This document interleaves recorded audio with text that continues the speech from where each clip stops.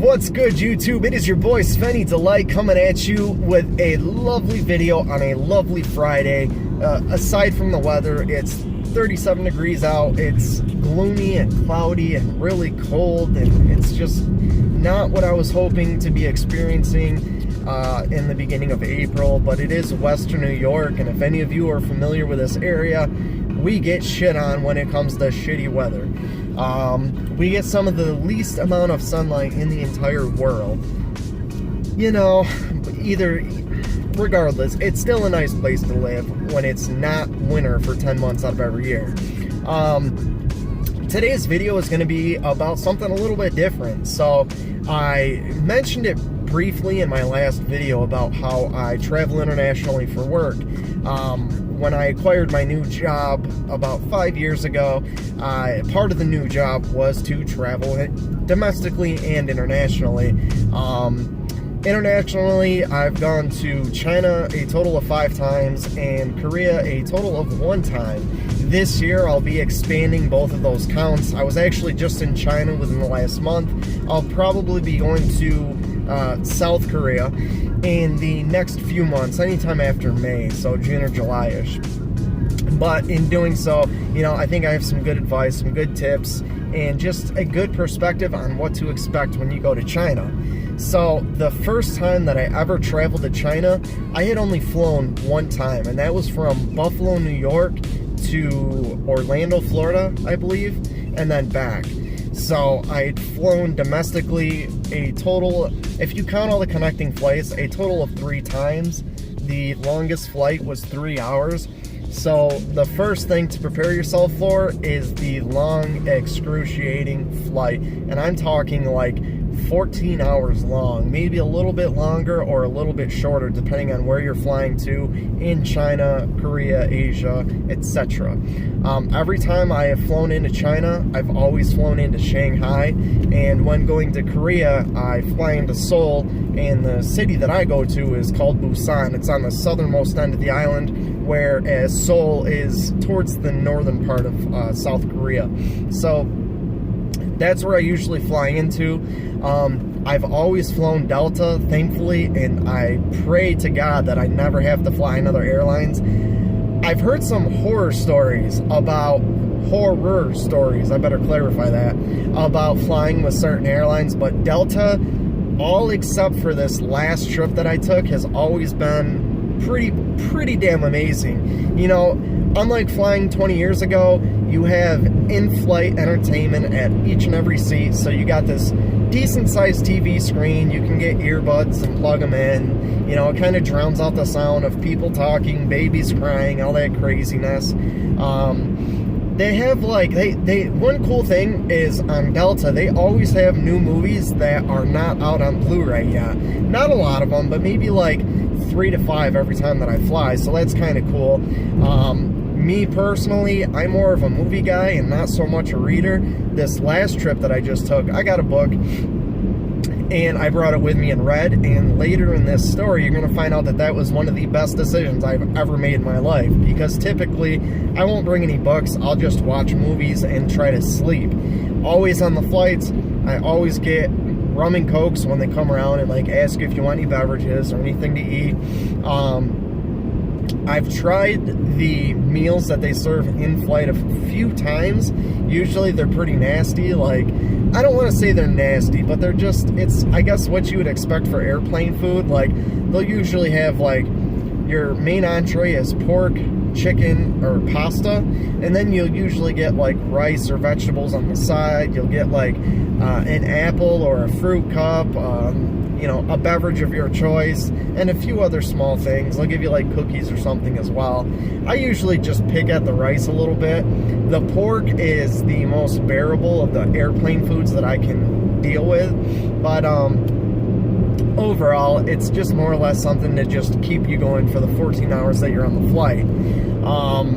Moving on past the flights, as I'm sure some of you have at least flown internationally, landing in China or Korea for the first time was very, very overwhelming, but in a very good way. Like, I live in the United States in Buffalo, so it used to be a top 10 city in terms of population. Now I think it's like number 50 overall, so it's a relatively small city in the United States. Don't quote me on this, but I think with the surrounding areas combined, or maybe just the population of Buffalo itself, no, I think it's the surrounding areas. There's like 250,000 people, so it's pretty big, right, by U.S. standards. Going to China, small cities there will have over 1 million people, no problem at all. Shanghai is one of the bigger cities, but what we usually do, I don't have any suppliers that I deal with directly in Shanghai, so I will fly to Shanghai and then travel to my next destination. My first time there, since I didn't really know my way around or how to navigate through the country, I had a driver from the company come and pick me up from the hotel. But every other time, I've taken taxis and the bullet train, which is absolutely amazing. So in China, they have bullet trains that are like nothing you'll find in the United States. These trains, they go up to, I want to say, a little over 300 kilometers an hour, which is like 180 miles per hour. But it is it's smoother than me driving in my vehicle at 60 miles an hour right now. Like, it is so smooth, and it's really cool because when you're on these bullet trains, you really get to experience China. You'll go through big cities, through some of the more impoverished areas. It's just a really cool experience, and I would highly recommend anyone going to China get on the bullet train. The taxis over there, absolutely chaotic. The drivers, they're like always, in my experience, they're always going like 80 or 90 miles per hour, at least that's what it feels like, swerving in and out of traffic, driving on both lanes. They are crazy. But the weird thing is, with how crazy they are at driving, I always feel very safe, as odd as that sounds. In the traffic over there, I've been in really bad traffic jams, but overall in China, with having so many people, they've had to adapt and evolve with these different modes of transportation, which is why they have the bullet trains. Taxis are huge over there, and it's not because they just were like, hey, let's get taxis and trains everywhere. It's because their population is so big. It's too big of a population to support just with driving vehicles on roads. Yeah, the taxis are crazy. And one thing, when you are getting set up with taxis, if possible, have your host or your hotel set up a taxi for you, because unfortunately, as there are in every country you'll go to, there's a lot of scammers out there, and they will try to take you for money. I've gotten taken for like 100 RMB before. I called the guy out on it. He didn't speak good English, and he said the word police. And that's when I was like, listen, whatever. 100 RMB is maybe, shit, let me think. So 62 RMB is $10, so you're talking like 13, 14 bucks maybe. So it was just like, the $13 to me personally, it wasn't worth dealing with the police over, so I was just like, whatever. You know, live and learn. Make sure that you get set up with reputable taxis. At the train stations, you don't have to obviously worry about that. It's very clean, very professional. Everything is very fluent and quick. Getting a ticket as a foreigner is not that difficult, but this brings me to a very important point. If you do not speak Chinese, and actually if you're traveling to a country and you don't speak that native language at all, and you're not going to have a host who can, get Google Translate. It is a free app, and it is absolutely amazing. You can talk into your phone, and it will translate in real time, not only for you, but for the Chinese or for the other languages as well. So it's very helpful. Usually whenever I take taxis, I'll type in the phone where I need to go and put the name in there. It'll translate it. It's not always perfect, but it's always been good enough for them to understand where I need to go or what I need to do.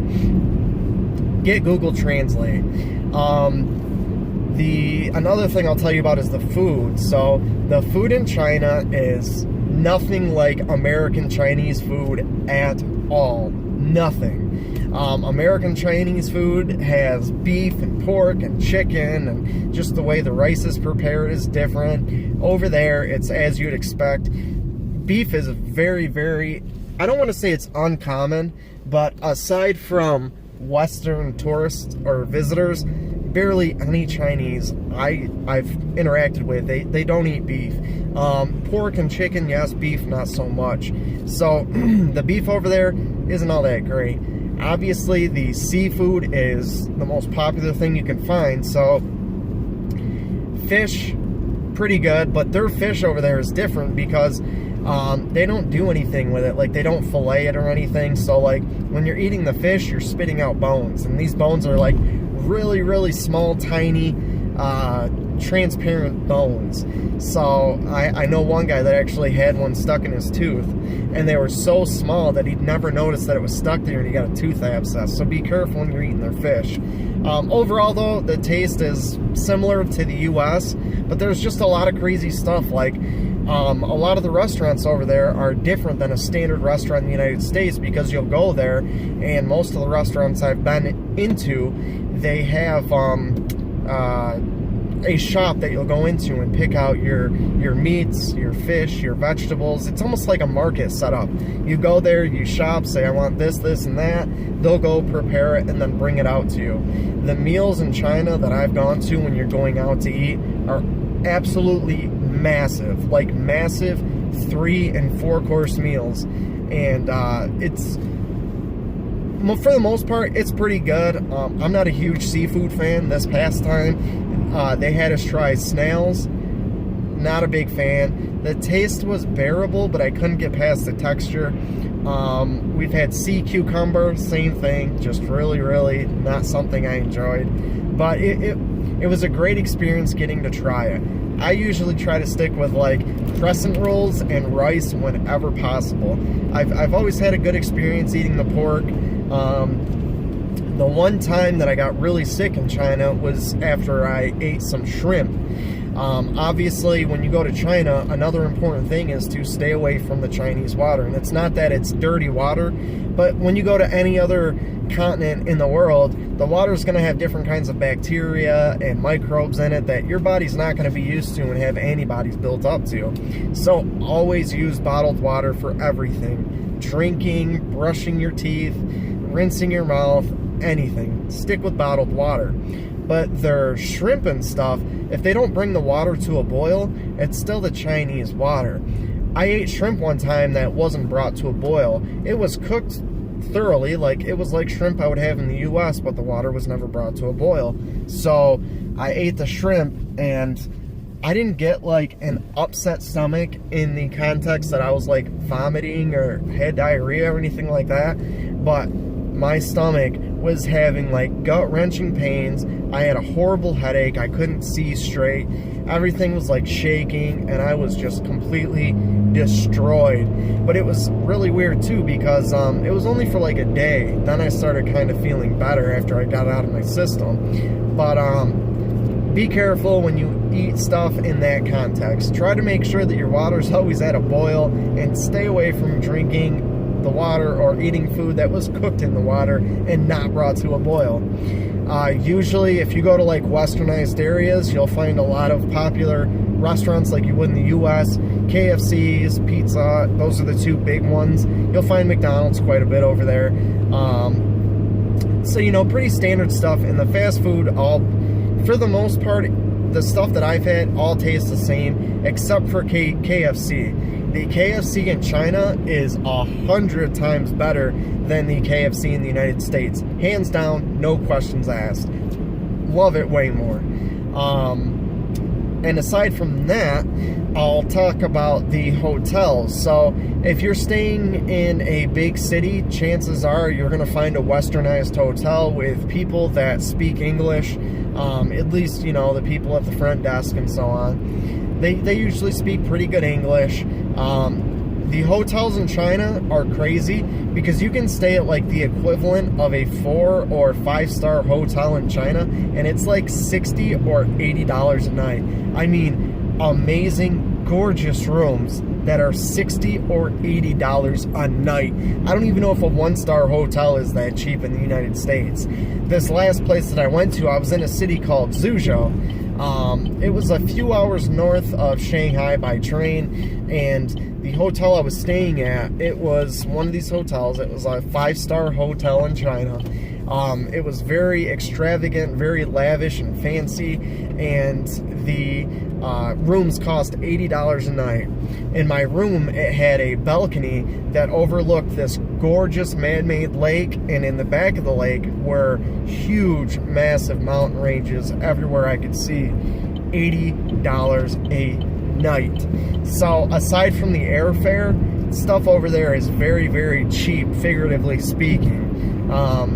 You know, like a lot of stuff like a Coca-Cola will be, you know, 5 RMB, which is not even $1, a bottle of Coke. For the most part, a lot of stuff over there is much cheaper than it is in the US. If you go to like Beijing, or if you go into the westernized part of Shanghai, the westernized areas are where you're going to spend more money. So, you know, I think that's a pretty decent breakdown. The one last thing I want to say is about the people of Asia. Usually, if you're going to go visit somebody, whether it's domestic, international, they're always going to be very kind and very polite. The people I've met on my trips to China have been some of the most amazing, the most kind, the most just incredible people I've ever met. Like, I've had people offer to drive me 8 hours away, just drive me in their vehicle for 8 hours if I didn't feel comfortable taking the train or, you know, using a specific mode of transportation. Sometimes they will even offer to travel with me. They'll say, okay, how about you let me take the train with you, and I'll help you get a taxi set up, I'll make sure you get to the hotel, and then I'll just take the taxi and train back. You know, I never take them up on it because I'm comfortable traveling now, or I'm with somebody that's comfortable traveling.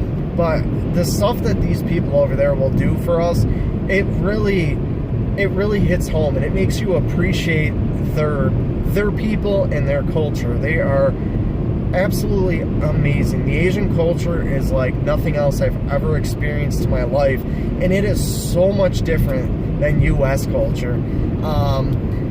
When you're in public, a lot of times, everywhere I go, you'll always, like, if you're in a taxi, you'll always hear people beeping and honking their horns, and, like, my first time, I'm like, holy shit, like, people over here must have road rage. And the guy that we were with told us, he's like, oh, no, they do that a lot just to let you know that they're coming up and that they're passing in a blind spot. So they do it as a form of communication. Another crazy thing that you'll notice is when you're at, like, train stations or in public areas, your personal bubble will not exist. People will be running into you, knocking into you, pushing you, shoving you. And from what I've gathered, it's not disrespectful or, you know, there's no harm meant by it, but it's just, there's so many people, they're all trying to shove into these really small alleyways, walkways, whatever it may be, and they're trying to do it as quickly as possible. So your personal bubble is non-existent, but don't take offense. I've really, aside from getting sick, I've never had any bad experiences in China. The jet lag, the first few trips, was awful.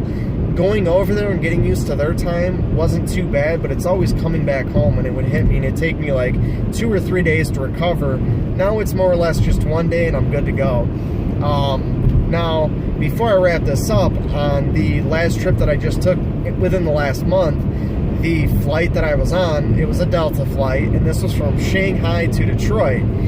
Right before we boarded the plane, they came up with an announcement and said, ladies and gentlemen, we regretfully inform you that our entertainment system and our Wi-Fi services are not working correctly.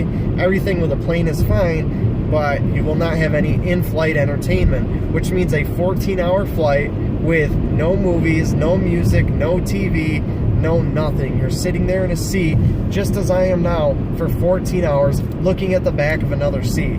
I always get aisle seats too, so I didn't even have a nice window to look out of. That was absolutely horrible, but thankfully, I picked up 2 books when I was flying from Buffalo to Shanghai the first time, and it didn't make it enjoyable, but it made it a lot more bearable than it would have been otherwise, because there was just loud and rowdy people all around me. There were babies crying, and instead of having a nice movie to drown all that sound out, it was bad. It was really, really bad. I hope that I never have to experience that again, but in another sense, I have an appreciation for all the international flying that people used to do, or still currently do, with no in-flight entertainment, because it was just brutal, especially being somebody in their late 20s who grew up with this big technology boom. It's awful. I don't wish it upon anybody. If you guys have any particular questions about traveling internationally, and you know, it's anything that you'd want to know specifically that I didn't mention, let me know. This was kind of just like a general overview of my experiences in traveling to China. So I really hope you guys enjoyed the video, and I'll probably be streaming over the weekend on Twitch and YouTube. You can find those links down in the comments below. Definitely make sure to shoot this video a thumbs up. Unless you hated it, then shoot it a thumbs down and tell me how worthless and horrible I am to listen to. I would definitely appreciate both. But anyways, guys, until next time, it is your boy Svenny-D, and I'm out. Peace.